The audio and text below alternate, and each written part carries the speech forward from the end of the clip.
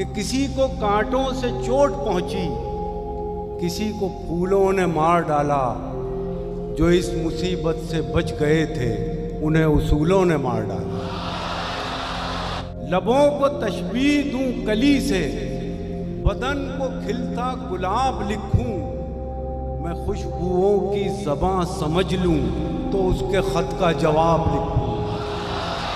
सिमट के रह गए माजी की दास्तानों तक, हुदूद ज़ात से आगे निकलने वाले लोग।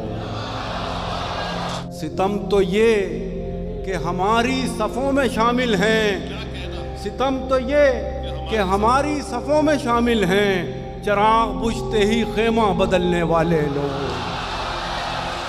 हमारे दौर का फिरौन डूबता ही नहीं, कहाँ चले गए पानी पे चलने वाले लोग। कोई ख्वाब फिर से चमक उठा, कोई जख्म फिर से हरा हुआ। मैं समझ रहा था वो बेवफा मेरे हाफ़ज़े से जुदा हुआ। यहाँ खुशबुओं की रफ़ाक़तें न तुझे मिली न मुझे मिली। यहाँ खुशबुओं की रफ़ाक़तें न तुझे मिली न मुझे मिली। वो चमन के जिस पे गुरूर था, न तेरा हुआ न मेरा हुआ। कहिए वजह सुरूर क्या हो, विरासतों पे गुरूर क्या। इसे कहिए वजह सुरूर क्या हो, विरासतों पे गुरूर क्या। जो डगर मिली वो लुटी हुई, जो दिया मिला वो बुझा हुआ।